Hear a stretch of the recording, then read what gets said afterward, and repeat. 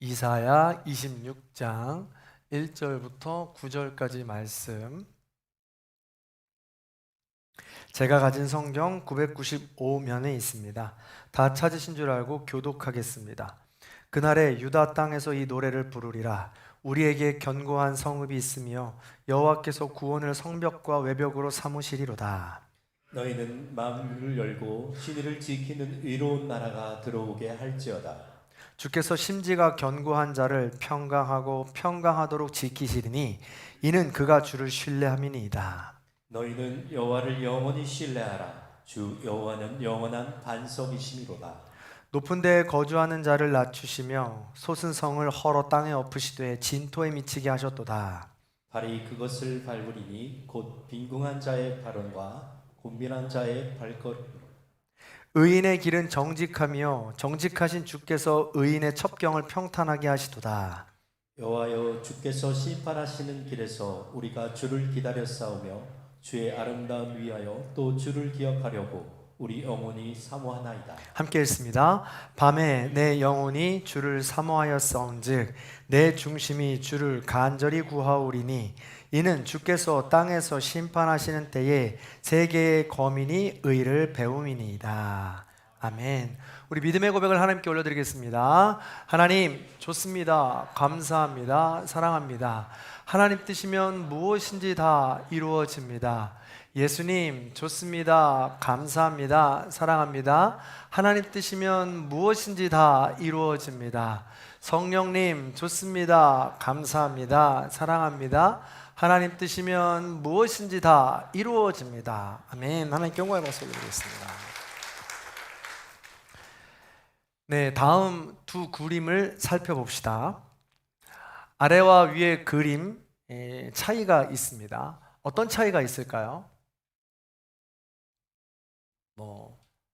다수다, 소수다, 내지는 한 그림은 동적이고 한 그림은 정적이다, 내지는 한 그림은 방향이 있고 한 그림 방향이 없다, 이런 것들로 이야기할 수 있겠죠. 이 그림은 우리 믿음의 여정을 상징합니다. 두 그림의 모습을 제목을 붙이면 알 수가 있는데요. 위의 그림은 제목이 I believe in God, 즉 나는 하나님을 믿습니다 라는 제목입니다. 자, 그렇다면 아래의 그림을 제목을 붙여보면 어떻게 붙여볼 수 있을까요? 따라간다. 그렇죠? 따라간다 라고 하는 게 이제 행동이 들어가는 것을 의미하지 않습니까? 그래서 붙인 제목이 I obey God입니다. 나는 하나님께 순종합니다 라는 뜻이죠. 자, 그러면 이 그림이 좀 입체적으로 다가오십니까? 사실 이 두 그림은 신앙의 단계와 여정이라고 불러도 무방할 것 같습니다.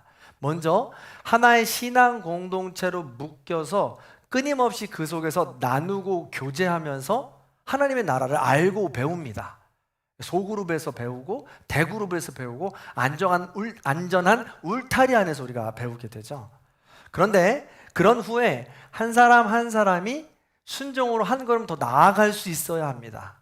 그리고 뒤에서 밀어줄 수 있어야 하죠. 그게 순종의 길로 나가는 겁니다. 그래서 머리로 아는 하나님 나라를 삶으로 살아내어 맛보는 하나님 나라 공동체, 이게 바로 믿음의 여정이다라는 것입니다. 우리의 인생은 이처럼 정적으로 멈춰 있는 것, 쉼을 갖는 것이 끝이 아닙니다. 앞으로 나아가고 또 오시는 하나님을 만나는 것, 배웅하고 마중하며 만나는 이 과정들이 우리 인생의 여정이다, 믿음의 여정, 신앙의 여정이다라는 것이죠. 그래서 이 세상은 끊임없이 인간의 죄악으로 채워져서 심판의 날을 맞이하겠지만, 또한 이 세상은 끊임없이 하나님의 사랑으로 채워져 하나님 나라를 맛보기도 하는 것입니다. 자, 우리가 지금 나누는 이사야의 메시지가 바로 이것입니다. 인간의 죄악이 가득해져 심판을 피할 수 없지만 그 심판이 목적이 아닙니다. 그 길을 피해서 구원의 길에 이르게 하는 것이 하나님의 마음이고 심판의 목적이다라는 것이죠. 지난 시간 말씀을 기억하십니까? 유다의 주변, 유다, 제 손바닥이 유다라고 치면 이 주변에 열강들이 모여 있습니다. 북쪽에 아수르와 바벨론이 있고요. 또 이쪽에 보면 사마리아 그리고 에브라임 이렇게 다메섹이 이렇게 있습니다. 그 옆에 블레셋이 있고요. 이쪽에는 모압이 있습니다. 그 남방에는 애굽과 구수가 이렇게 있죠. 그러니까 이 열강들이 모두 하나님 심판에 따라 멸망했습니다. 왜요? 하나님을 무시하고 하나님을 모른다 하고 죄악이 켜켜이 쌓여갔기 때문에 그렇습니다. 그런데요, 이런 심판의 열강들, 주변 나라들의 심판과 이것을 보면서 이사야는 경고하면서 남유다야! 정신 차려라. 남유다야! 제발 정신 차려라.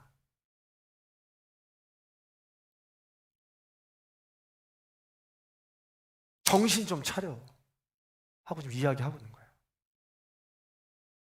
그런데 결국은 듣지 않습니다. 그래서 이사야는 그 심판의 이 지경을 더 확장합니다. 그래서 이사야 24장부터는요, 전 세계의 심판으로 확장됩니다. 이걸 이사야의 묵시록이라고 이야기해요. 그래서 전 세계 세상의 모든 땅이라고 표현하면서 하나님의 심판은 피할 수 없음을 이야기하고 있습니다. 그 심판은 어떤 모습으로 이루어집니까? 포도를 얻지 못한다고 해요? 강이 마른다고 합니다. 뭐예요? 먹고 마시는 경제가 무너진다는 거예요. 땅은 흔들리고 갈라지고 열리게 된다는 것입니다. 무엇입니까? 여러 가지 다른 표현들도 있겠지만 그냥 글자적으로 문자적으로만 봐도 재난이 있다라는 것입니다. 그리고 세상 지도자들은 불의로 가득하여서 가난하고 약하고 어려운 자들은 더 피폐해지고 어려워질 것이다 라고 이야기합니다. 그리고 그들이 즐기던 수금과 그냥 흥청망청 놀고 먹자 하던 이 음악 소리들은 다 탄식 소리로 바뀔 것이라고 경고합니다. 이사야는요, 이런 날을, 그 심판의 날을 그날이라고 표현했습니다. 그날. 그런데 그날이, 지금 제가 말씀드렸던 그날이 비단 이사야 시대만 있었던 날이 될까요? 이 심판의 경고의 모습이 우리가 누누이 지금 말씀을 나누고 있지만 지금 이 시대와 절대 다르지 않습니다. 그래서 이사야가 주전 700여 년경에 이 경고했던 그 말씀이 오늘날을 살아가고 있는 우리에게도 동일하게 심판의 말씀으로 경고하고 있다는 거예요. 그래서 우리는 귀를 기울이고 들어야 된다는 것이죠. 다만 이사야가 말하는 저 그날은 심판의 날이면서 동시에 구원의 날임을 기억해야 합니다. 하나님을 거절한 자에게는 무너짐의 날이지만 하나님을 기억하고 그 길을 따라 걸어간 자들에게는 노래하는 날이 될 것입니다. 저와 여러분 모두가 구원의 날이요 노래의 날이 그날이 되기를 주 예수 그리스도의 이름으로 간절히 축원합니다. 그렇다면 어떤 마음으로, 어떤 자세로, 어떤 삶의 태도로 우린 그날을 준비해야 할까요? 하나님이 정말 원하시는 답이 무엇인지 오늘 말씀이 정확하게 안내하고 있습니다. 자, 그날을 잘 준비하는 사람을 결론적으로 이야기하자면 이사야는 이렇게 말해요. 첫 번째, 26장 3절이죠. 심지가 견고한 자라고 말합니다. 심지가 견고하다는 것은 한결같은 사람, 믿음을 가진 사람을 의미합니다. 또한 그날을 잘 준비하는 사람을 또 이사야는 이렇게 부릅니다. 이사야 26장 7절입니다. 의인의 길을 걷는 자라고 부르죠. 하나님 앞에서 정직해서 의인으로서 정직한 길을 걷는 사람이라고 표현한다는 거예요. 이게 얼마나 멋진 표현입니까? 여러분 생각해 보세요. 누군가 저를 소개할 때 장성준 목사님은 심지가 견고한 분이셔. 흔들림이 없는 사람이지. 또 의인의 길을 정직하게 걸어가는 사람이야 라고 이야기한다면 이것만큼 좋은 이런 판단이 어디 있을까요? 소개가 어디 있겠어요? 그래서 이런 소개를 들으실 수 있는 저와 여러분들이 되길 바랍니다. 그런 마음으로 옆에 분에게 이렇게 인사해 보겠습니다. 당신은 심지가 견고하신 분이시군요. 흔들림이 없으시군요. 한 번 더 인사합니다. 당신은 의인의 길을 걸어가시는 분이시군요. 아멘. 그렇게 서로 소개할 수 있는 저와 여러분들이 되길 바랍니다. 그런데요, 실제로 우리의 삶을 돌아보기 바랍니다. 돌아보기 바랍니다. 늘 심지가 견고해서 흔들리지 않고 살아갈 수 있습니까? 실제로 우리가 정직하게 세상 앞에서 하나님만을 바라보며 그 의인의 길을 걸어갈 수 있습니까? 어렵죠. 솔직히 부끄럽습니다. 자, 그렇다면 걸어가고 싶은데, 심지가 견고해지고 싶은데 어떻게 하면 좋을까라는 것인데, 오늘 말씀을 보면요, 어떻게 심지가 견고한 자로서, 어떻게 의인의 길을 걷는 자로서 그날을 준비할 수 있을까? 일단 말씀을 보고 차근차근 하나씩 살펴봅니다. 먼저 3절의 말씀을 같이 한번 읽어볼게요. 읽습니다. 시작. 주께서 심지가 견고한 자를 평강하고 평강하도록 지키시니 이는 그가 주를 신뢰함이니이다. 아멘. 하나님은 심지가 견고한 자를 평강하고 평강하도록 지키십니다. 평강하고 평강하도록 지키십니다. 평강하고 평강하도록 지키십니다. 이게 반복한다는 것은 굉장히 중요하다는 의미이고 그게 진짜라는 거예요. 그래서 성경에서 계속 이야기할 때 진실로 진실로 진실로 진실로 너희에게 이르노니 계속해서 반복하는 거죠. 정말 중요하다는 것이고 진짜라는 것이죠. 그래서 심지가 견고하다는 것은 심지가 견고한 자에게 진짜 평안을 준다는 거예요. 근데 심지가 견고한 게 무슨 뜻이에요? 마음과 의지가 한결같아서 내 마음뿐만이 아니라 우리의 삶 가운데도 언행이 일치하여서 한결같은 사람을 의미합니다. 한결같을 때, 그렇게 한결같을 때 가장 큰 특징이 뭐예요? 흔들림이 없는 편안함. 침대가 아니고요, 평강입니다. 평안입니다. 평화입니다. 그런데 이게 어렵다는 거예요. 대부분 우리가 심지가 견고하려고 하는 순간이 언제냐면 무언가 결단하고 시작할 때입니다. 내가 오늘부터 술과 담배를 끊기로 마음먹었습니다. 내가 오늘부터 원하는 그 대학에 들어가기 위해서 열심히 공부하기로 마음먹었습니다. 내가 눈도 나빠지고 전두엽도 계속 멈추는 것 같고 바보가 되는 것 같아서 오늘부터 휴대폰 보는 시간을 줄이기로 내가 마음 먹었습니다. 내가 점점 이 세상에 왜 이렇게 맛있는 게 많은지 먹고 또 먹어도 더 맛있는 것은 더 많아지니 그러다 보니까 내 몸이 이렇게 됐어요. 안 되겠네요. 오늘부터 식단을 조절하고 반드시 다이어트를 하겠습니다. 마음 아멘? 진짜 아멘이시군요. 네, 마음 먹었습니다. 네, 이렇게 마음 먹는 거죠. 자, 그런데요, 이렇게 마음은 먹지만 그것을 행동으로 나오기까지가 어렵습니다. 한결같기가 어려워요. 그래서 평강은 언감생심이 되어버립니다. 왜 그럴까요? 왜 그럴까요? 여기서 심지가 견고하려는 그 자세는 좋은데 그 심지가 견고하려는 대상, 또 의지가 어디서부터 시작되기 때문에 그럴까요? 왜 흔들릴까요? 어디서부터 시작되기 때문에? 그렇습니다. 나로부터 시작되기 때문에 금방 쓰러지고 넘어지는 겁니다. 왜요? 인간은 연약하고 부족해요. 의지가 없습니다. 약해요. 그러니까 내 능력으로 내 힘으로 그런 결단들을 하려고 하면 어렵다라는 거예요.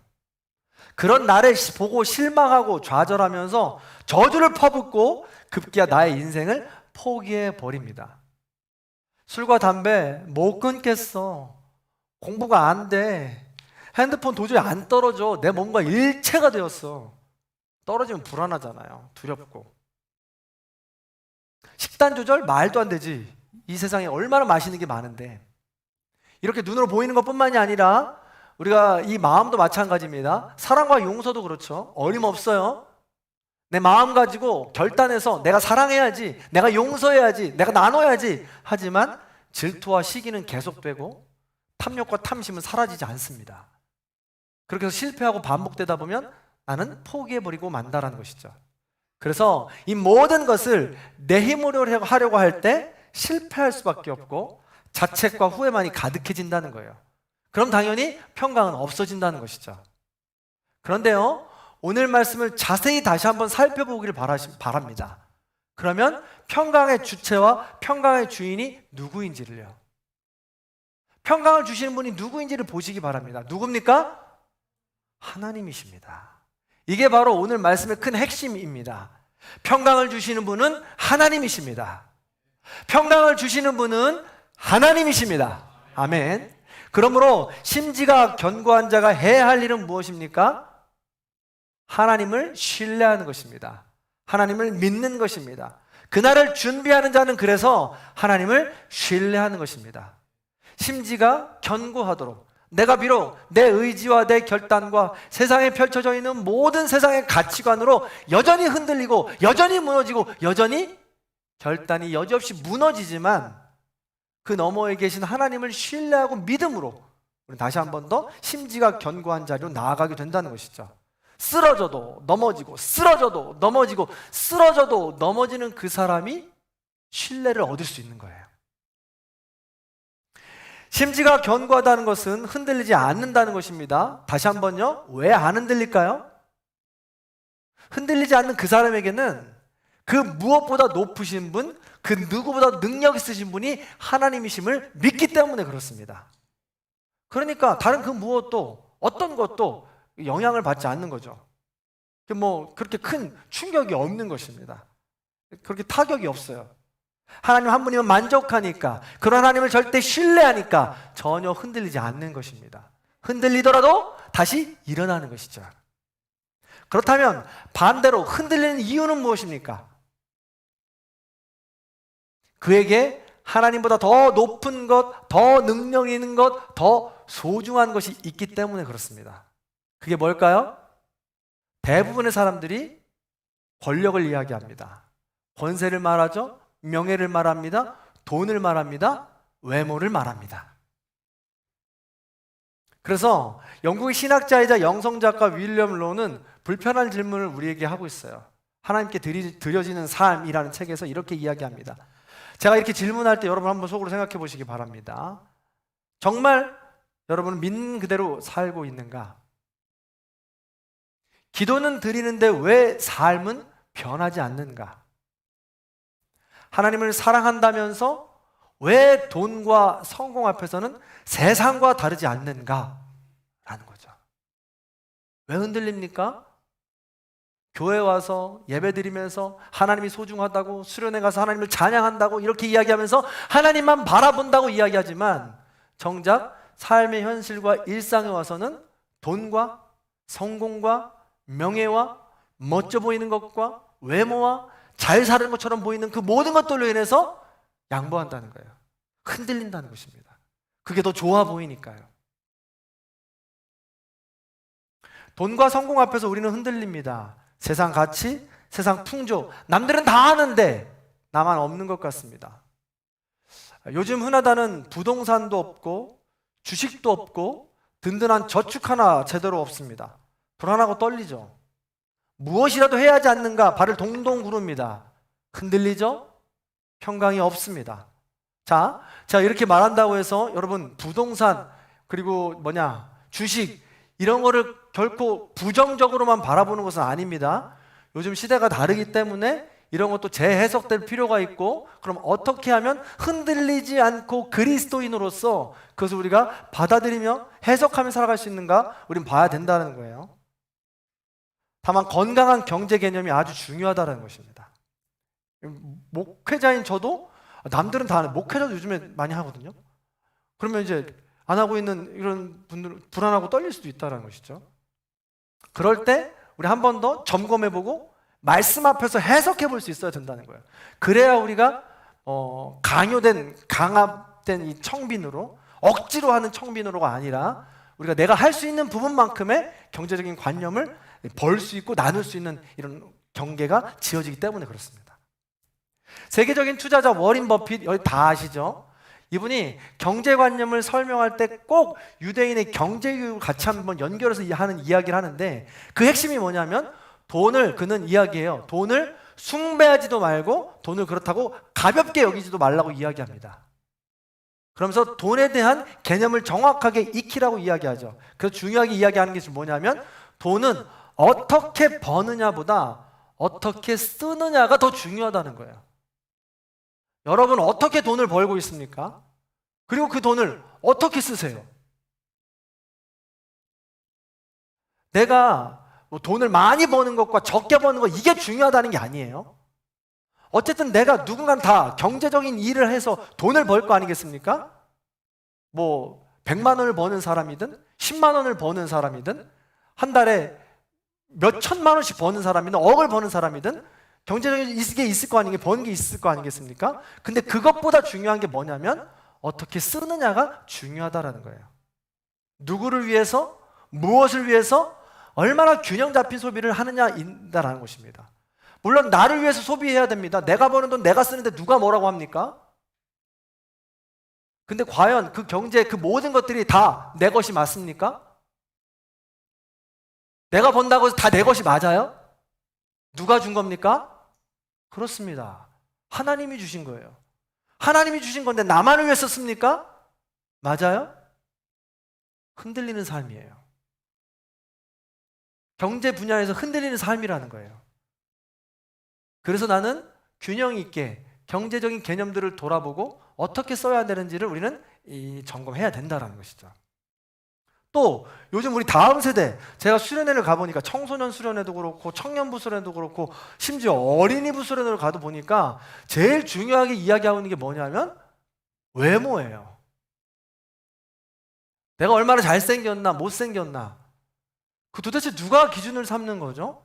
다 잘생기고 다 멋있는데 도대체 TV에서 나오는 이 걸그룹들이나 이런 방탄 이 친구들처럼 그 모든 외모를 똑같이 따라가려면 누가 살아남을 수 있을까요? 없잖아요? 내 얼굴은 왜 이렇게 크지? 왜 웃으세요? 좀 조롱당하는 기분인데요? 내 어깨는 왜 이렇게 좁지? 제가 그랬어요. 그래서 저는 결혼 못할 줄 알았어요. 근데 얼굴 크고 어깨 좁아가지고 나 어떻게 결혼하지 했는데 이 열등의식과 이 자격지심이 어떻게 해서 사라졌을까요? 사랑하는 아내를 만나고 결혼해서 내 큰 얼굴도 상관없다, 좁은 어깨도 상관없다 말해주니까 그 사랑 때문에 이제는 더 잘생겨 보이는 거예요. 멋져 보이는 거죠. 아멘, 고맙습니다. 네. 그런데요, 만약에 아내가 설령 그렇게 인정해주지 않는다 할지라도 흔들리지 않을 수 있어요. 절대 기준이 있기 때문에. 그 절대 기준이 누구예요? 하나님이십니다. 그래서 돈, 성공, 권력, 명예, 권세, 외모, 또 다른 사람들이 하는 모든 우리가 바라보는 부러워하는 모든 것들, 이것들에 의해서 흔들리지 않을 수 있는 절대 기준은 바로 우리 하나님이라는 거예요. 그래서 그 하나님을 신뢰하라는 것입니다. 그 훈련들이 계속해서 반복해야 된다는 것이죠. 그럴 때 우리는 비로소 평강의 평강을 얻을 수 있다는 거예요. 그렇지 않고 SNS 보면서 매일같이 비교하고 쟤는 더 멋있고 쟤는 더 잘 살고 쟤는 더 행복하고 쟤는 더 맛있는 거 많이 먹고 살아가는데 라고 비교하고 살아가면 절대 평강을 얻을 수 없다는 거예요. 내 힘으로 내 능력으로 그 모든 평강을 얻으려고 따라가려고 노력해 보십시오. 얻을 수 있나? 못한다는 것이에요. 그래서 뭐라고 이야기해요? 4절에 이렇게 이야기하는 것이죠. 자, 4절 말씀 같이 한번 읽어보겠습니다. 읽습니다. 시작. 너희는 여호와를 영원히 신뢰하라. 주 여호와는 영원한 반석이시로.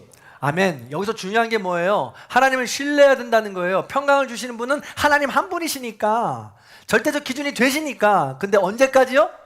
영원히. 흔들리지 않는 영원한 반석 되시니까. 왜 영원히 하라고 그래요? 우리는 세상 가치관 때문에, 세상 풍조 때문에 맨날 흔들리니까. 그래서 영원히 하라는 거예요. 계속 하라는 겁니다. 끊임없이 하라는 것입니다. 신뢰하라는 거예요. 여러분, 내가 넘어졌잖아요? 부서졌잖아요? 다시 일어나는 거예요. 후회와 회개가 있는데요. 여러분, 후회랑 자책만 하다 보면 우리는 계속해서 이 굴레에서 벗어날 수가 없습니다. 그런데요, 하나님을 신뢰한다는 것은 그런 잘못된 습관과 잘못된 환경 속에서 하나님을 주인으로 삼고 하나님을 창조주로 고백하면서 그 모든 잘못된 부분들을 조금이라도 하나씩 고쳐보는 거예요. 노력해보는 겁니다. 하나님께서 함께 하신다고 약속해 주셨으니까요. 그래서 진정한 믿음, 영원히 신뢰하는 것, 설교 초반 그림 생각나십니까? 제자리에 있을 수 없습니다. 제자리에 있을 수 있습니다. 그러나 계속해서 건강하게 하나님의 음성을 듣고 심지가 견고한 자처럼 우리가 인정받고 그 길을 걸어가서 평강, 진정한 평강을 누리려면 Obey God, I obey God, 나는 하나님께 순종합니다 하고 한 걸음 내디뎌야 된다는 거예요. 먹는 거 끊어보는 거예요. 핸드폰 줄여보는 거예요. 공부의 자리 지켜보는 거예요.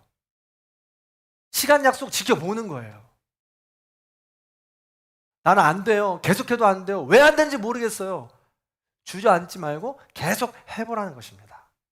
주님 오시는 그 길까지 말이죠. 자, 이처럼 그날을 준비하는 자의 첫 번째는 평강을 주시는 하나님을 신뢰하고 영원히 신뢰하라는 것입니다. 자, 두 번째는 뭘까요? 7절의 말씀입니다. 7절의 말씀 읽어볼게요. 시작. 의인의 길은 정직하며 정직하신 주께서 의인의 첩경을 평탄하게 하시는도다. 아멘. 의인의 길을 첩경으로 평탄케 해주시겠다는 거예요. 여기서 첩경은 단순히 빠른 지름길을 의미하지 않습니다. 하나님 앞에서 정직한 길을 걸어가면 바른 길을 걸어갈 수 있다는 것이고, 오히려 험산 줄령으로 꼬불꼬불 돌아가는 길 같지만 그 길이 가장 빠른 길이 될 수 있다는 거예요. 그리고 그 길이 힘들고 어렵지만 힘들고 어려움을 느끼지 않을 수 있다라는 것입니다. 그 길을 그렇게 평탄케 해주시겠다는 거예요. 이게 가장 중요한 또 핵심 중에 하나인데, 하나님은 그렇게 험산줄령, 우리 앞에 펼쳐진 수많은 장애물들을 치우고 험산줄령을 평탄케 해주실 수 있는 분이세요. 아멘. 근데 더불어서 우리의 인생을 돌아보세요. 실제로 그래요? 여러분들이 인생에 장애물이 하나도 없던 적이 한 번이라도 있던가요? 여러분의 인생길이 그냥 험산줄령이 아니었던 적이 있던가요? 있어도 짧잖아요. 그죠? 그런 길이라 할지라도 하나님께서 다 평탄케 해줄 수 있지만, 심지어 그런 길이라 할지라도 하나님께서 함께 해주셔서 그 길을 첩경처럼 평탄한 길처럼 우리와 함께 동행해 주시겠다고 약속하고 있는 것입니다. 사랑하는 성도 여러분, 이 장애물이 많고 험산줄령인 것은 우리가 전제하고 있는 것입니다. 여러분, 하나님의 자녀로서 이 세상을 살아가는데 하나님 하나도 불편함 없이 지금 살아가고 있습니까? 문제가 있는 거예요. 여러분, 학교에서, 일터에서 내가 하나님의 자녀인데 하나도 불편하지 않고 살아가고 있습니까? 그럼 여러분 지금 잘못 걸어가고 있는 거예요. 그날을 준비하지 못하고 있는 거예요. 제가 이번에 캠프를 다니면서 다시 한 번 더 깨달은 게 뭐냐면, 되게 재밌는데, 여러분 학교에서, 그 일터에서 식사기도 하십니까? 이거를 새 캠프에서 모두 강조해요. 너무 신기한 거예요. 있는 곳에서 식사기도를 자신 있게 못 하세요? 그럴 수 있죠.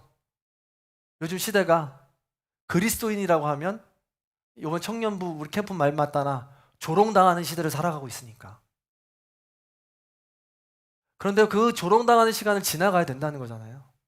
그게 의인의 길이고 정직한 자의 길이라는 거예요. 그게 바로 험산줄령이고요.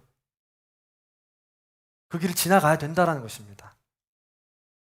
그리고 우리가 기억해야 될 것은, 험산줄령도 첩경으로 평탄케 하실 수 있는 분이 하나님이시니까 그 길을 걸어갈 때 불편하고 부담스럽고 창피하고 손해보는 것 같다 할지라도 우리는 끝끝내 걸어가야 된다는 것입니다.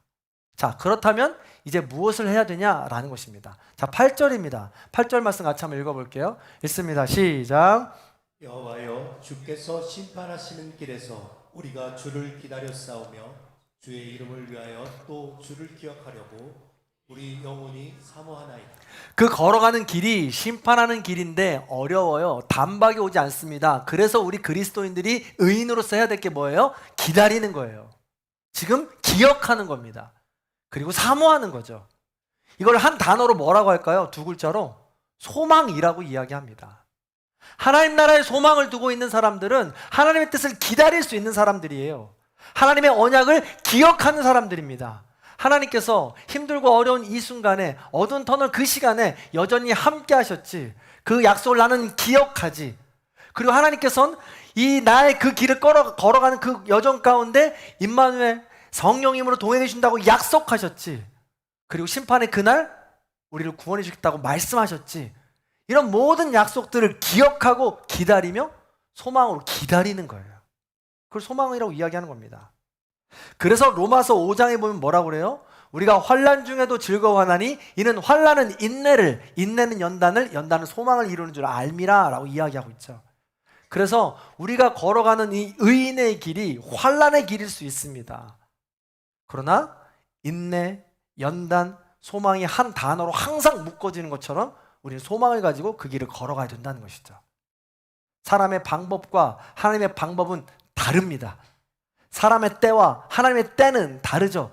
당연히 그렇게 갭이 있으니까, 격이 있으니까 이것이 맞춰지는 시간이 필요하다는 거예요. 하나님의 신실한 약속으로, 그리고 사람의 믿음으로, 기다림으로, 소망으로 이 맞춰지는 시간이 필요하다는 것입니다. 인내할 수가, 그래서 우리는 인내해야 되고 기다려야 되는데 지루하지 않다는 거예요. 어떻게 그럴 수 있을까? 조금 더 깊이 들어가 보면 로마서 5장 5절에 바울이 이렇게 이야기했어요. 이 소망은 우리가 기다리는 소망이에요. 기억하는 소망입니다. 우리를 실망시키지 않습니다. 왜요? 하나님께서 우리에게 주신 성령님이 있기 때문에 그렇습니다. 그의 사랑을 우리 마음속에 성령으로 부어주셨기 때문에 그렇습니다. 그렇기 때문에 우리는 지금 험산 줄령도 기쁨으로 평탄한 길처럼 걸어갈 수 있는 것입니다 라고 바울은 이야기한 거예요. 그러니까 우리가 지금 여러분 어두운 터널을 지나고 계세요? 험산 줄령을 넘고 계십니까? 그럼 뭐 해야 돼요? 성령님이 내 안에 계시다는 것을 기억하고 우린 성령님의 도우심을 간구해야 되는 거예요. 그래서 9절에 뭐라고 기록되어 있어요? 26장 9절입니다. 요 같이 한번 읽어볼게요. 읽습니다. 시작. 밤에 내 영혼이 주를 사모하여 아멘. 싸운즉 내 중심이 주를 간절히 구하오리니. 아멘. 그렇습니다. 밤에 우리가 기다리는 그 시간이 밤이 될 수 있습니다. 그때 우리 중심으로 진심으로 여호와를 간절히 구하는 겁니다. 성령님을 간절히 구하는 겁니다. 하나님, 나를 불쌍히 여겨 주시옵소서.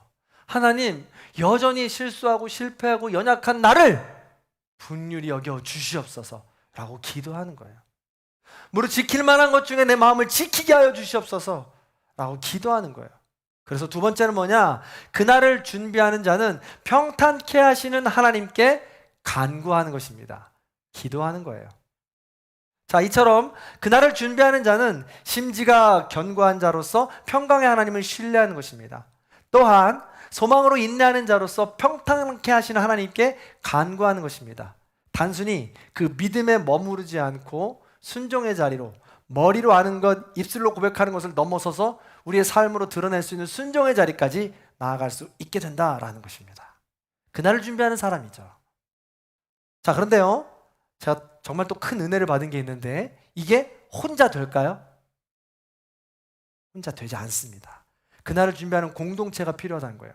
그래서 25장, 26장 읽었잖아요. 한 장 전에 가서 1절을 보면 이렇게 기록되어 있어요. 여호와여, 주는 나의 하나님이시라. 내가 주를 높이고 내가 주의 이름을 찬송하오리니 주는 기사를 옛적에 정하신 뜻대로 성실하심과 진실함으로 행하셨음이라 라고 기도하고 있죠. 찬양하고 있죠. 심지가 견고한 자, 의인의 길을 걷는 자, 그 사람은 하나님을 창조주요 주인이시며 아버지라고 고백하는 한 사람입니다. 그리고 하나님이 하신 일을 찬양하는 한 사람입니다. 그런데요, 25장 1절이었잖아요. 근데 25장 이 후반절에 가면 9절에 이렇게 고백이 바뀌어요. 자, 9절의 말씀 같이 한번 읽어볼게요. 여러분 큰 목소리 같이 읽습니다. 시작.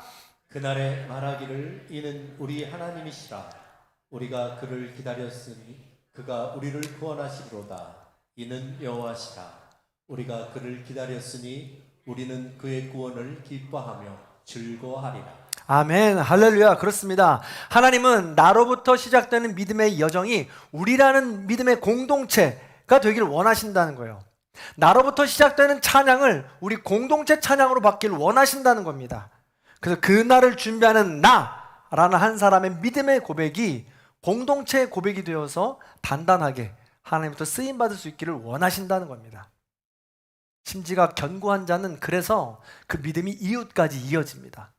의인의 정직한 자의 걸음은 열방까지 확대되는 것입니다. 여러분, 나만을 위한 신앙생활은 없습니다. 반드시 공동체로 이어져야 된다는 것이죠. 그래서 심지가 견고하다, 의인의 정직한 길을 걷는다 라는 것을 공동체가 함께 경험하고 밀어주고 당겨주고 해야 되지, 그 안에서 개인도 공동체도 성장할 수 있게 된다는 거예요. 그래서 고난과 역경, 험산 줄령, 또 이런 마음을 흔들게 하는 모든 세상 풍조들 맞이할 때마다 우리는 훈련의 기회로 삼아야 된다는 거예요. 제가 대전에 가서 공부를 하는데 여러 교단의 목사님들이 모입니다. 근데 그 중에 침례교단의 세종에 있는 꿈의교회 수석 부목사님을 같이 공부를 해요. 근데 그 교회가 원래 세종 꿈의교회가 아니라 부영과 공주에 있는 꿈의교회였는데 거기서 엄청나게 부흥을 해서 신도시로 아주 전략적으로 교회가 파송을 해가지고 네트워킹을 이룬 교회입니다. 굉장히 부흥을 했죠.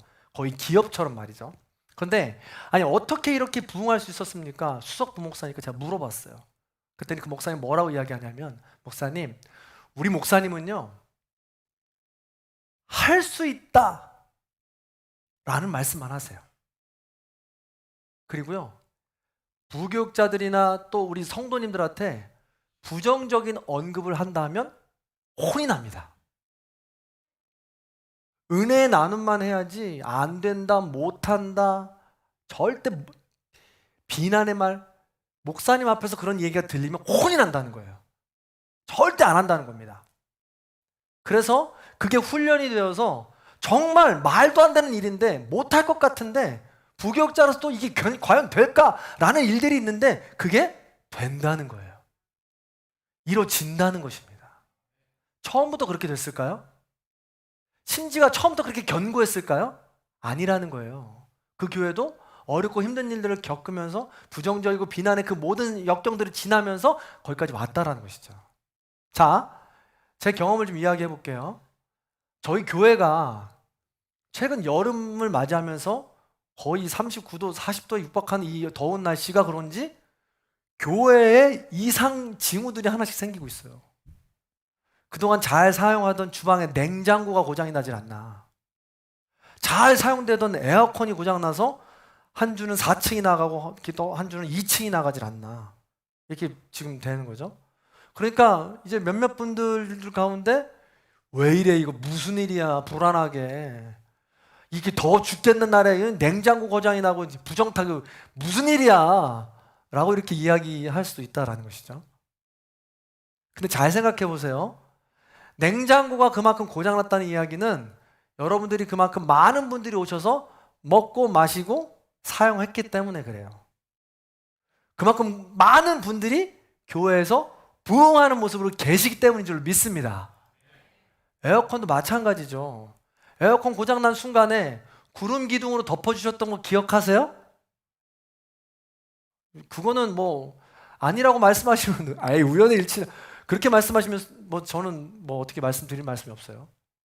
또 감사한 것은 이 수리하는 가운데 큰 감전사고 때문에 위험할 뻔한 일이 있었는데 안전하게 지켜주신 것도 그렇고, 그래서 야, 이 에어컨이 이렇게 나오니까 얼마나 시원한 거, 감사한 일이야? 라고 고백할 수 있는 거. 그래서 이런 것들을 다 감사거리를 찾는 거예요. 금요일 날 어떤 일이 있었냐면 정말 저는 신기한 경험이라고 생각하거든요. 이게 성령님의 도우심이라고 생각해요. 금요일 날 저희가 금요일마다 교회를 청소하시는 분들이 있어요. 수년 동안. 근데 그날따라 저에게 문자가 왔어요. 목사님, 청소를 잘 마쳤는데 에어컨을 안 끄고 온 것 같아서 좀 의심이 되네요. 걱정이 되네요. 한 번만 살펴주실 수 있을까요? 단 한 번도 그런 적이 없어요. 수년을 청소하시면서. 근데 알겠습니다 하고 제가 방마다 이렇게 열어보면서 살피는데 유치부실을 문을 여는 순간 갑자기 뚝뚝뚝뚝 이상한 소리가 들려요. 깜깜해서 안 보이는데 불을 켰어요. 불을 켰더니 천장에서 물이 떨어지는 거예요. 물이 떨어지는데 점점 이곳저곳에서 떨어지기 시작해요. 깜짝 놀라서 제가 옥상으로 올라갔잖아요. 옥상으로 올라가는 4층과 5층 사이에, 옥상 사이에부터 굉장히 뜨거운 온기가 느껴지면서 습한 기운이 저기 확 다가오는 거예요. 그래서 지금 펌프실을 열었더니 펌프실에 물이 차 있는 거예요. 물이 새고 있는 거죠. 너무 깜짝 놀랐어요.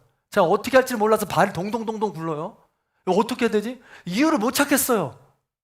그래서 제가 마침 지금 저 주차장 밖에서 지금 어린이차를 고치고 있는 우리 김미수 집사님 생각이 나가지고 옥상에 올라가서 소리쳤어요. 집사님! 살려줘! 막. 그때 집사님이 사람 수리하다가 말고 막 급하게 올라오는 거예요. 근데 올라오시면서 전화를 받고 올라오시는데 통화하는 내용이 들려요. 뭐냐면 누군가 통화하는 것 같아요. 지금 모리아 성전 외벽에서 4층에서 물이 뚝뚝뚝뚝 떨어진다는 거예요. 우체 통화함으로. 그러니까 동시에 지금 똑같은 문제를 가지고 여러 사람이 지금 발견한 거예요. 우연인 것 같죠? 여러분, 우연인 것 같죠? 아닙니다.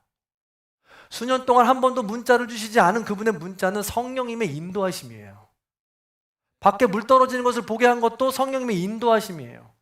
그 시간 밖에서 더운 시간에 일을 하고 있었던 김일수사를 발견하시게 하신 것도 하나님의 인도하심이라 믿습니다. 저는 못 봤는데 대번에 아시더라고요. 정말 너무 신기했어요. 저는 아무리 눈 씻고 찾아봐도 안 보이는데 그냥 올라오시자마자 이게 빠졌네요 하면서 위에서 아주 능란하게 절연 테이프를 찾아오시더니 그거를 딱 끼우셔가지고 임시 대응으로 딱 물을 먹게 한 거예요. 근데 배수가 맞지 않아가지고 물이 차서 안 빠지는 거예요. 그래서 우리 어린이집 원장님이랑 둘이 그냥 그 물을 빼내느라고요. 그래서 그러면서 제가 드는 생각이 뭐냐면 물을 치우면서 드는 생각이 처음에 이 건물이 왜 이 모양이냐. 이제 다 됐나. 10년이 지나가면서 이러면 안 되는데. 라는 마음이 들면서 이런 마음 들면 안 되지. 하나님 이러면 안 되죠. 라는 생각이 들면서 감사로 바뀌기 시작하는데 뭐냐면 하나님 낮에 발견하게 해주셔서 감사합니다. 하나님 도움의 손길 각각 시시각각 신호 보내주셔서 감사합니다. 하나님 임시 방편이라도 이 일을 해결해 줄 수 있는 집사님을 보내주셔서 감사합니다. 이게 감사할 거리로 바뀌게 되는 거예요. 우리가 인생을 살아가면서 마주하게 되는 수많은 험산줄령들과 사건들이 있습니다. 그 모든 일들을 마주하게 될 때 우리는 흔들릴 수밖에 없습니다. 그럼에도 불구하고 심지가 견고한 자로 바로 서는 것은 그 모든 문제 너머에 계신 우리 하나님을 신뢰하는 것이고 그 문제가 일어난 이유와 원인이 하나님의 섭리임을 고백하고 서로 위로하고 격려할 때 그 일은 선한 일로 바꾸어진다는 거예요. 그 고난은 축복으로 변화된다는 것입니다. 이 과정들이, 이 훈련들이 켜켜이 쌓여갈 때 나는 심지가 견고한 사람이 됩니다. 우리는 심지가 견고한 공동체가 되는 거예요. 그러므로 지금 모든 이상 징후들이 생긴다 할 때 부정적인 말, 비난의 말, 입을 닫으시기 바랍니다. 온전히 아름다운 말, 칭찬의 말, 위로의 말을 하시기 바랍니다. 그래서 오직 심지가 견고한 자로 바로 설 수 있는 의인의 길로 정직하게 걸어가시는 저와 여러분의 삶이 다 되시길 간절히 축원합니다. 말씀을 마무리하겠습니다. 우리는 모두 그날을 맞이하는 존재들이 될 것입니다. 심지가 견고한 자로서 평강을 주시는 하나님을 신뢰하며 그 길을 걸어가시기 바랍니다. 의인의 정직한 길로서 힘들고 어려운 모든 순간마다 그 어려운 험산줄령 가운데에도 우리를 인도하시는, 우리와 함께 하시는 성령님께 간구하시기 바랍니다. 그럴 때 우린 심지가 견고한 자로, 성숙한 자로 나아갈 수 있게 될 것입니다. 마지막으로 오늘 말씀과 너무나도 잘 어울리는 기도문을 소개하고 마치려고 합니다. 그리고 오늘 말씀과 너무 잘 어울리는 찬양으로 이어져서 고백하고 마치려고 해요. 그러니까 이 기도문입니다. 여러분 기도할 거예요. 그래서 처음에 라이놀드 니버의 이 평온을 구하는 기도문인데 이 기도문을 진 집사님께서 천천히 기도하는 마음으로 읽어주실 거예요. 그때 여러분은 단 한 사람도 눈을 떼지 마시고 화면을 보시면서 눈으로 읽으시기 바랍니다. 눈으로 기도하세요. 다 읽고 난 다음에 우리 모두가 함께 우리의 목소리로 또 기도하겠습니다. 그리고 함께 찬양할 거예요. 자, 우리 진 집사님께서 먼저 기도문을 천천히 한번 읽어주세요. 하나님, 바꿀 수 없는 것은 받아들이는 평온과 바꿀 수 있는 것은 바꾸는 용기를, 그리고 그 차이를 분별하는 지혜를 주옵소서. 아멘. 하루하루를 살아가며 순간순간을 누리게 하시고 고통도 평안에 이르는 좁은 길로 받아들이게 하소서. 내 뜻대로 되지 않는 현실 속에서도 낙심하지 않고 주님을 신뢰하게 하소서. 주님의 뜻에 순종하며 주께서 모든 것을 바로 세우실 것을 믿게 하시고 이 땅에서는 주시는 행복을 누리며 천국에서는 다함 없는 기쁨을 영원히 누리게 하소서. 아멘. 자, 이번에는 우리 입술로 우리 목소리로 기도합니다. 자, 처음부터 한 번 더 기도합니다. 시작. 하나님, 바꿀 수 없는 것은 받아들이는 평온과 바꿀 수 있는 것은 바꾸는 용기를, 그리고 그 차이를 분별하는 지혜를 주소서. 하루하루를 살아가며 순간순간을 누리게 하시고 고통도 평안에 이르는 좁은 길로 받아들이게 하소서. 내 뜻대로 되지 않는 현실 속에서도 낙심하지 않고 주님을 신뢰하게 하옵소서. 주님의 뜻에 순종하며 주께서 모든 것을 바로 세우실 것을 믿게 하시고 이 땅에서는 주시는 행복을 누리며 천국에서는 다함 없는 기쁨을 영원히 누리게 하소서. 아멘. 이 마음으로 찬양합시다.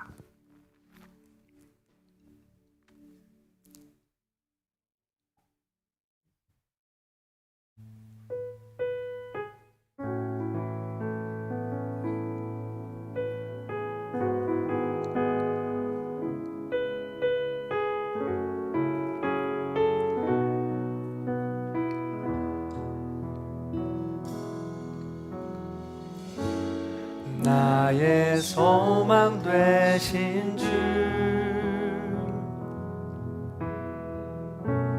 주를 바라봅니다.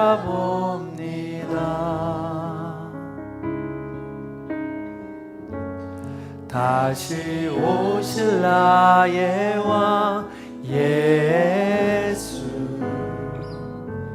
주를 기다립니다. 나의 소망, 나의 소망 되신 주, 주를 바라봅니다.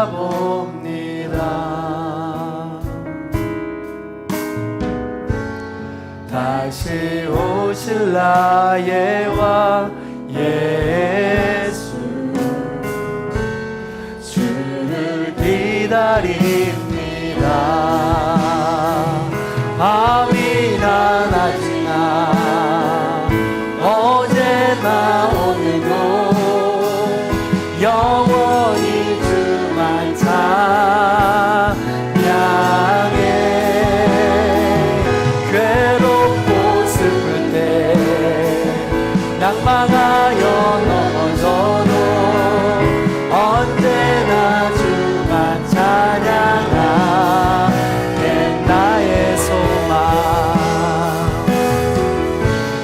나의 소망 되신 주, 주만 주만 바라봅니다. 주만 바라봅니다.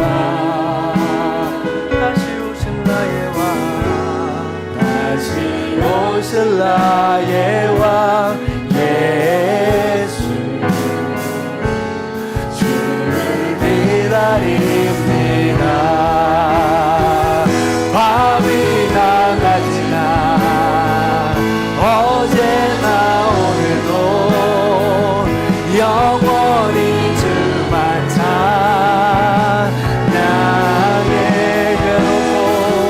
괴롭고 슬플 때 낙망하여 넘어져도 언제나 주만 찬양하. 밤이나 낮이나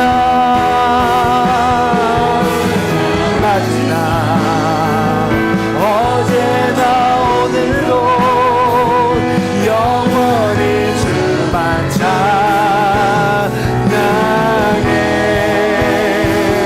괴롭고 슬플 때 낙망하여 넘어져도 언제나 주만 찬양하. 밤이나 낮이나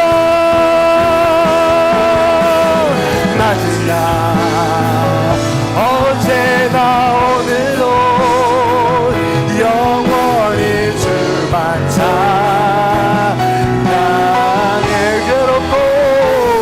괴롭고 슬플 때 낭망하여 넘어져도 언제나 주만 찬양하겠네. 부르신 곳에서 나는 예배하네. 어떤 상황에도 나는 예배하네. 부르신 곳에서 예배하네. 어떤 상황에도 나는 부르신 곳에서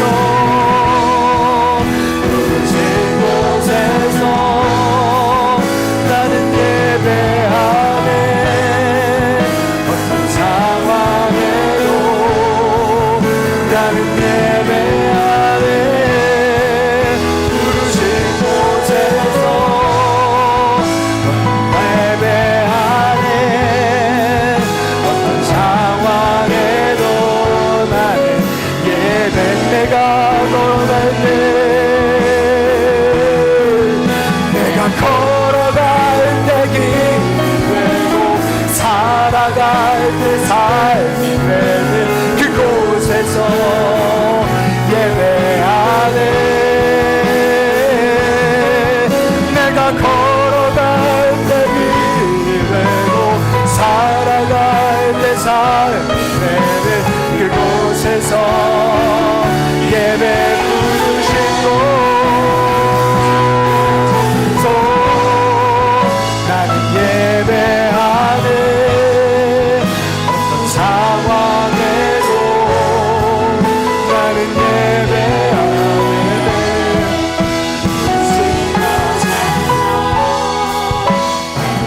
예배하네. 어떤 우리 두 손 들고 찬양합시다. 부르신 곳에서 나는 예배하네. 어떤 상황에도 나는 예배하네. 부르신 곳에서 나는 예배하네. 어떤 상황에도 우리 마지막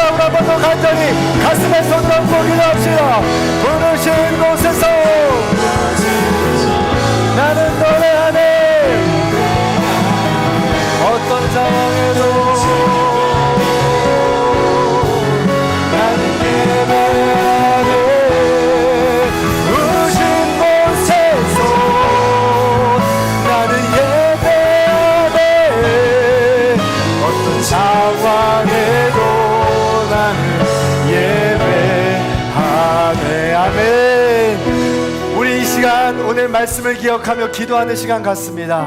부르신 곳이 어디임에도 불구하고, 그곳이 험산 줄령임에도 불구하고, 그곳이 나를 날마다 흔드는 세상 풍조 속이라 할지라도 흔들리지 않고 심지가 견고한 자로, 의인의 길에 정직한 자로 그 길을 걸어가기 원합니다.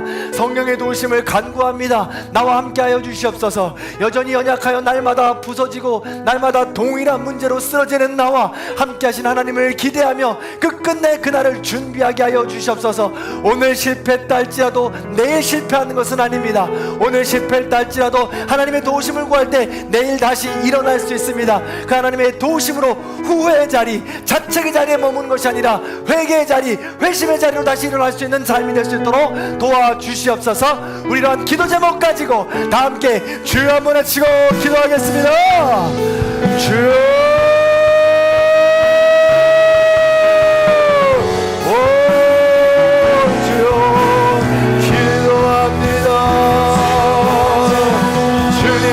그날까지 신지가 견고한 자로, 의인의 정직한 자로 그 여정을 걸어가기 원하는 날이 함께하여 주시옵소서. 우리의 부족함을 생각하고 것들, 날마다 무너지는 것들, 돈 앞에서, 권력 앞에서, 날마다 아버지 주지 않는 나의 연약함 앞에서, 아버지의 슬픔 앞에서, 아버지의 좌절하고 절망할 때마다 다시 한 번 더 주님만을 바라보고 신지가 견고한 자로서 그 문제에 넘어 계신 하나님을 신뢰하고 의자로 나갈 수 있는 건강할 수 있도록 인도하여 주시옵소서. 나를 부르신 그곳에서 밤이나 낮이나 어제나 오늘이나 우리를 지켜주시고 슬플 때나 낭망하여 넘어질 때나 언제나 주님을 찬양하게 하여 주옵소서. 괴롭고 슬플 때에도 낭망을 넘어질 때도 주님의 전할 수 있도록 인도하여 주시옵소서. 원합나이다. 기도할 수 있도록 인도하여 주시옵소서. 하나님만을 찬양하며 나갈 수 있고 찬양을 할 수 있도록 인도하여 주옵소서. 우리 주님들의 어린 삶이 어린 삶입니다. 항상 주력이 있습니다. 어떤 번할 가운데 있습니다. 붙잡아 주시옵소서. 놓치지 않게 하여 주옵소서. 나의 육체적 한계로 말미암아, 나의 마음의 한계로 말미암아 나의 어렵던 시간들을 보내고 있지만, 그곳으로 나갈 쓰러지는 시간들을 보내고 있지만 다시 한 번 더 일어나기 원합니다. 부르신 그곳에서, 부르신 그 자리에서 모든 것을 하나님 바라볼 수 있는 거기까지 될 수 있도록 인도하여 주시옵소서. 사랑이 많으신 하나님 감사합니다. 하나님께서 우리를 너무나도 사랑하셔서 그날을 준비하게 하시는 줄로 믿습니다. 그날을 기쁨으로 맞이할 수 있도록 오늘 하루 이 순간을 누리게 하시는 줄도 믿습니다. 그러나 여전히 세상 풍조는 우리를 휘몰아치고 우리를 흔들어 버립니다. 여전히 우리는 부족하고 연약하여서 아버지 날마다 넘어지고 똑같은 실수를 반복하며 살아갑니다. 후회하고 자책만 남기는 삶을 살아가고 있습니다. 그럼에도 불구하고 하나님은 우리를 부르십니다. 심지가 견고한 자로 그 너머에 계신 하나님을 신뢰하라고 말씀하십니다. 의인의 정직한 자의 길을 걸어가며 험산줄령 가운데에도 하나님께 그 길을 잘 걷게 해달라고 기도하라고 말씀해 주십니다. 주님의 그 음성을 내가 듣게 하소서, 우리가 듣게 하소서. 그리하여 우리에게 닥쳐진 모든 부르신 그 자리가 괴롭고 슬프고 낭망하는 자리, 어두운 밤의 자리라 할지라도 낭망하지 않도록 인도하여 주시고 다시 한 번 더 눈을 들어 주만 바라보게 하시며 일어나 걸어갈 수 있는 우리 모두가 될 수 있도록 도와주시옵소서. 아무에게도 말하지 못할 고통과 역경 가운데 있는 성도님들도 있습니다. 건강의 문제 때문에, 관계의 문제 때문에, 아무리 해도 변하지 않는 내 안에 쓴뿌리들 문제 때문에 아버지 하나님 이제는 포기해야 되는가 절망 가운데 있는 성도님들이 있습니다. 아버지 하나님 외면치 마시고 그 불쌍히 여겨주시고 긍휼히 여겨주셔서 우리의 코끝에 숨이 붙어있는 그날까지 회개의 자리, 회심의 자리, 그날을 준비하는 자리, 자의 자리, 또한 심지가 견고한 자로서 바로 설 수 있도록 인도하여 주시옵소서. 이제 2026년도 하반기가 본격적으로 시작됩니다. 나머지 이 하반기를 열매로 잘 준비할 수 있도록 인도해 주시고 주님과 동행함으로 준비할 수 있는 우리 모두가 될 수 있도록 인도하여 주시옵소서. 이제는 우리 주 예수 그리스도의 은혜와 하나님의 극진하신 사랑과 성령님의 감화 감동 교통하심의 역사가 그날을 심지가 견고한 자로서, 그날을 의인의 정직한 길을 걷는 자로서 준비하기로 결단하는 성도님들 머리 위에, 원근 갇혀 흩어져 있는 자녀들과 부모님들 위에, 이 나라의 민족 위에, 이 땅의 수많은 주님의 백성들 머리 위에 이제로부터 영원토록 함께 하옵시기를 간절히 축원하옵나이다. 아멘.